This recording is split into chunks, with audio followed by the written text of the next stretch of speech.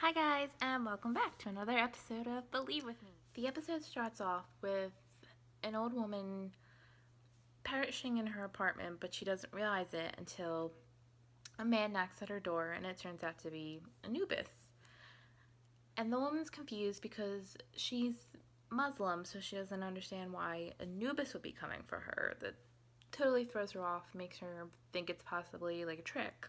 Turns out that because when she was a little girl, an older woman told her about Anubis and the other Egyptian gods, that she's always had a sort of wonderment and belief in these gods, even though her religion did not believe in them. Anubis ends up taking the woman to the Duat, where he judges her on the scale, where in this instance, he takes the person's heart, like right out of their chest, and then weighs it on the scales against a feather. The whole process, the woman's kind of freaking out. She's like, well, but she's like, I did my best. And it turns out, the scales judge is good, and Anubis tells her, like, your best was good enough. And she gets to go and choose a door to a different life. She's a little afraid, and her Sphinx cat, the hairless, skinny looking cat, he just goes and pushes her through a door and walks away with Anubis. Back at the apartment, Shadow wakes up from the youngest Soraya sister, who's been locked in her bedroom this whole time, kind of passing by him to go up to the... Shadow goes up to the rooftop, and the youngest Soraya, I can never say their names, so I'm not going to try. She's looking at the stars, and she tells him that she's keeping track of a set of a constellation that's basically not a god. It's just a very, very bad thing, and if it breaks loose, it could destroy the whole world. Shadow laughs this off at first because he's still not in the realm of believing, but then Soraya goes and says, I'm gonna read your fortune for you. And she tells him, through looking at his palm, that he believes nothing, so he has nothing, which currently, that is his case. He has nothing. But she says soon he'll have everything. She then plucks the moon out of the sky and gives it to Shadow as protection. And it comes in the form of like a silver coin. And she tells him, you don't value your life, you've been giving it away. So here's more protection since you gave away the protection from the sun, which is the coin that he got from Mad Sweeney and gave away to Laura. This rooftop meeting with Soraya kind of inspires Shadow, and he goes back downstairs and he wakes, well, Xernobog's already awake, but he goes into his bedroom and challenges him to another game. And he basically kind of goads Xernobog into it, saying, I'm thinking about it, and I think you're actually kind of afraid to win and to swing that hammer because you've grown to love the bolt gun that you use on the couch. And this works. Kind of insulting Xernobog surprisingly works to get him to play a second game of checkers. They play their game, and Shadow realizes that Xernobog's pretty much playing the same game. So he's able to beat him the second time around. So Xernobog laughs about it, and he's like, okay, fine. I'll go to Wisconsin with you and Mr. Wednesday and, join this battle. But after everything's said and done, I'm still smashing your head in with the hat. While all this was happening, Mr. Wednesday decides to flirt it up with the oldest Soraya, played by Cloris Leachman. And it's a pretty adorable scene. And Mr. Wednesday, interestingly enough, does the opposite approach of what Shadow just did with Xernobog, and he decides to flatter her, which Cloris Leachman deserves flattering. But he basically tells her, think about the world that you used to have, sleeping in satin sheets, covered in pearls, guards, servants, everything. And now you're here. You've gotten used to this bare bones life. And it works for her. She kind of falls under that spell, and, he came in the room drinking tea, and he's like, here, read my leaves. She does, and she tells him, I'm going to fail. He takes Soraya out for a walk in the rain, and she's pretty much going over it again. She's like, you're gonna die this time. And then Mr. Wednesday goes in and kisses Soraya. And she's shocked. And she's like, what did you do? And Mr. Wednesday just kind of smiles and says, I've made you taste war. And it kind of like ignites that fire in her again. The next morning, since they both kind of won their little missions, Mr. Wednesday comes in and tells Shadow, like, okay, so our next objective is to go rob a bank.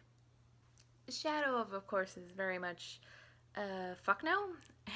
I am not robbing a bank. I am not going back to jail. I just got out of there. It's Mr. Wednesday, so he's very much, it's fine. I do it all the time. Don't worry about it. You know, you're my bodyguard. You have to guard my body and do what I tell you. They first case the bank that they're going to rob, and I noticed that there seemed to be like a shadow of a man in a top hat on the wall behind them, and I don't know if that was actually anything or if I was going crazy. So if you saw it too, please let me know. They leave the bank, and Mr. Wednesday goes and gets Shadow hot cocoa with marshmallows. He, hands it to Shadow, and he's like, you like marshmallows, right? And Shadow at first is pissed off, and he's like, yeah, I love marshmallows, which, adorable, obviously. Makes me like Shadow more. But the whole purpose of giving him the fluffy marshmallows was to inspire Shadow to think snow.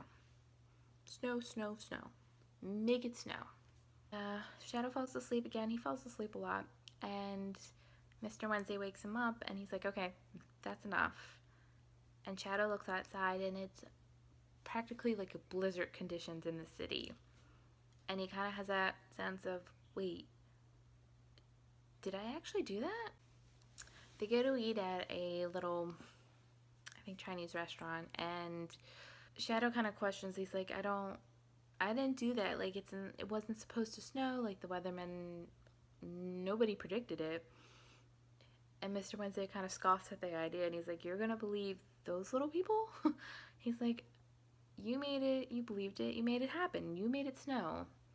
And Shadow kind of has the counter argument, that's fantasy. Like, science is hardcore facts. That's real. Like, and Mr. Wednesday kind of laughs at that, and he's like, you think that's what this world is about, like straight science or fantasy? He's like, it's not just one set of rules. He's like, it's a little bit of everything.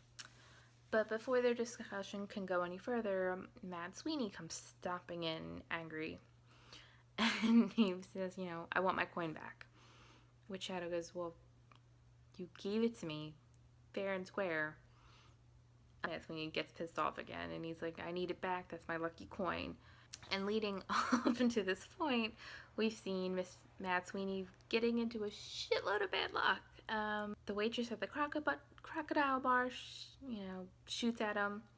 He gets kicked out of the bar. He's tromping down the road. He gets picked up by a hitchhiker, and that hitchhiker ends up getting into a freak accident, Final Destination style. Shadow straight up tells him, you can go get it, but it's in my wife's grave. So Mad Sweeney, pissed off, stomps off and goes back to Eagle Point. Him doing the dirty work of digging up the grave, and at first he's peering through the coin-shaped hole in her casket. Then he opens it up, and there's no Lara and no gold coin. Alright, so I should backtrack it a bit to an important story that happened in this episode. Here we meet a young man who's come to America for the first time, and he's been there, I think, like about a week. And he's had a difficult day of just trying to get a man's attention to be a salesman. And he ends up in the cab of the djinn who we saw in last week's episode. They kind of start chatting it up. The man hears the djinn curse in his home country's language, and they start speaking to each other, and they open up and they kind of commiserate with each other of missing their homeland and being lonely here in America. While stuck in traffic, the djinn falls asleep, so the man kind of gently nudges him awake, and the djinn's sunglasses slip from his face and his eyes go wide open, and he sees the fire. The man sees the fire in the djinn's eyes. But instead of being completely freaked out, he tells the djinn the story of how his grandmother swears up and down that she saw a djinn back in, when she was a little girl in the home country. And the djinn kind of, tells him, like, I don't grant wishes, that's not who I am. But the fact that the djinn meets a man who knows his story, knows his history, endears him to the guy a little bit. And the guy looking for finally finding like a friendly face in America, they connect on a different level. And they end up going back to the man's hotel room. Kind of hard to say it's an epic love scene because we've seen Bilquis literally make love and then swallow the person whole.